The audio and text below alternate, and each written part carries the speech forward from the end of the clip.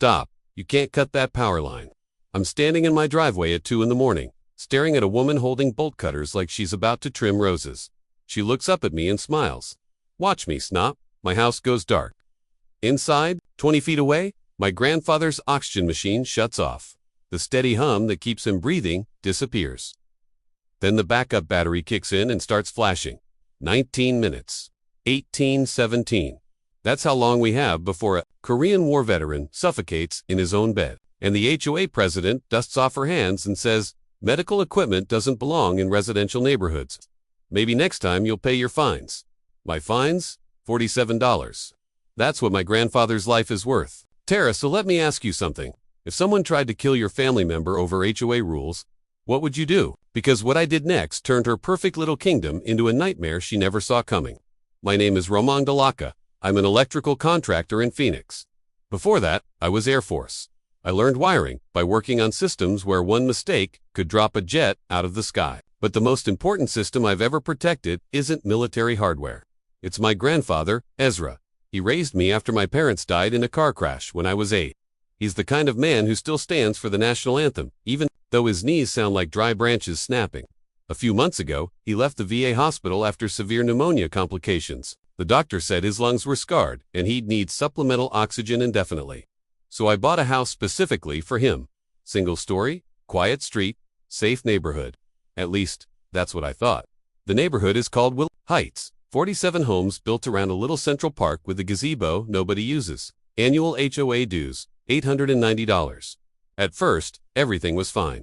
The HOA president was a retired nurse who understood medical recovery. She used common sense. Then she moved into assisted living, and the neighborhood elected Karen Patone. Karen is 52, divorced, lives alone in the biggest corner lot house, overlooking the park. Always dressed like she's heading into a corporate performance review. Always holding a tablet like she's collecting evidence. Her entire campaign was about protecting property values, and her first target, me. It started small. I planted drought-resistant landscaping native Arizona trees that survive desert heat without wasting water. Karen fined me $47 for non-approved plant varieties. She wanted Bradford pear trees. In Phoenix, when I tried explaining they wouldn't survive the heat, she cut me off. The covenant specifies approved landscaping. Environmental concerns are not my department. Fine. I paid it. Then came a $93 fine for excessive vehicle noise because my work truck starts at 5 in the morning. Then, $187 for commercial vehicle loitering because Ezra's oxygen delivery truck takes 30 minutes each month to swap tanks and check equipment. And then it crossed into something darker. One afternoon, I caught Karen outside Ezra's bedroom window taking photos while he napped. His oxygen cannula was visible through the curtains. She was documenting him like he was a zoning violation. When I confronted her, she said, medical equipment creates noise violations. The HOA covenant prohibits home-based medical facilities. I told her, that's my grandfather. Her smile didn't move. This is a residential neighborhood, not a hospital. That's when I understood. She wasn't trying to enforce rules. She was trying to push us out. Karen called an emergency HOA board meeting. The subject line said, zoning violation threatens neighborhood safety. She created a slideshow titled, Unauthorized Medical Facility Documentation. Photos of the oxygen concentrator labeled as industrial equipment, pictures of backup tanks labeled as hazardous materials, even the delivery truck marked as commercial activity. A retired nurse in the room tried to speak up. That's just home oxygen equipment. Karen dismissed her. We must follow legal guidelines, not feelings. So I stood up with printed disability accommodation guidelines. I said federal disability law requires reasonable accommodations and supersedes HOA covenants. For a second, Karen's confidence flickered, but the board voted anyway. Medical equipment must be moved. Deliveries, limited.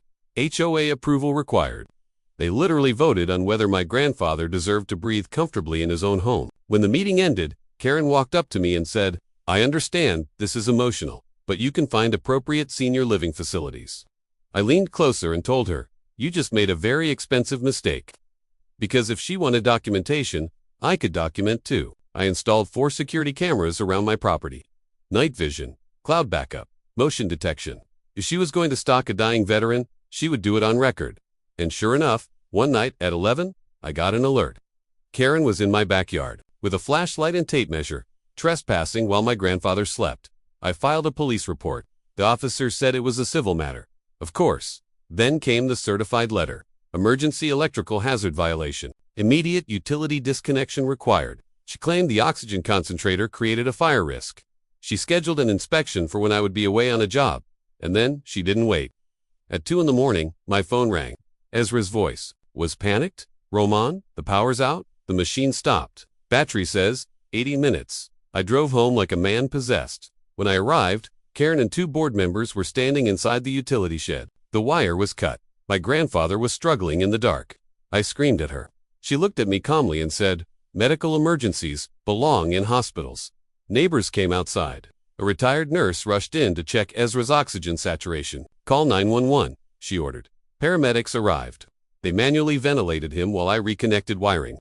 And while chaos unfolded, one neighbor, Mr. Kowalski, pulled me aside. I've been recording her for weeks, he whispered. He hit play. Karen's voice. Make sure the power cut looks accidental. We can't have documentation of intentional medical equipment sabotage. My stomach dropped.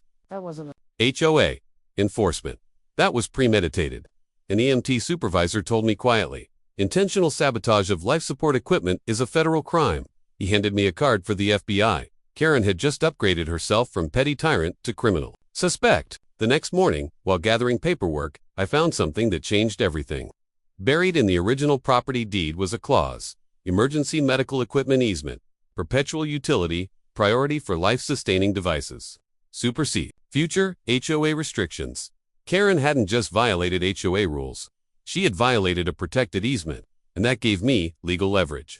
If she wanted to play with utilities, I could legally ensure uninterrupted power with federally protected emergency infrastructure. So I called a medical equipment rental company. I need your largest hospital-grade backup generator for a veteran. They offered a 50-kilowatt unit transported by a 53-foot truck. Perfect. When that generator arrived, it dominated our quiet suburban street like a diesel skyscraper, emergency strobes flashing, engine rumbling, and it had to be parked legally near the utility access, which just happened to be near Karen's driveway. She came outside in a bathrobe, staring at the truck like an invasion had landed. "What is that?" she shouted. The technician calmly replied, "Federally protected medical emergency infrastructure." She demanded it be removed. He shrugged. "I can't move it any more than I can relocate someone's wheelchair." Neighbors gathered, phones recording. I held up the HUD civil rights complaint paperwork. "You cut power to a dying veteran's life support," I said loudly. "You triggered federal protection." Mr. Kowalski played the recording of her. Saying it had to look accidental. And then, as if the timing was scripted, a federal agent arrived. Credentials out. Restraining order ready. Karen tried to argue about HOA authority. The agent said, "Federal disability law supersedes HOA authority. Violate this and you will be arrested." Karen went silent. Within days, she resigned. Investigations expanded. Financial records surfaced. Patterns of Let me go, harassment you can't in do other this! neighborhoods came to Ma'am, light, you need to and my calm down. grandfather, Hey, what's he going sleeps on here? peacefully now. The oxygen Let me go, you can't concentrator do hums this! beside him. The Ma'am, sound you that need once to calm triggered down. harassment Hey, now what's sounds going like on victory. here? Because here's the truth. Some people think rules matter more than humanity. Some people think they can weaponize paperwork against the Your vulnerable. negligence But caused federal this. law How doesn't. dare you? We Bend followed for every bullies. protocol. And Lies! neither These do I. reports prove So it! if someone tried to harm your family over a technicality, would you walk away? Or would you make sure they never hurt anyone again? Let me know. If you believe bullies should never win, hit subscribe and join the fight.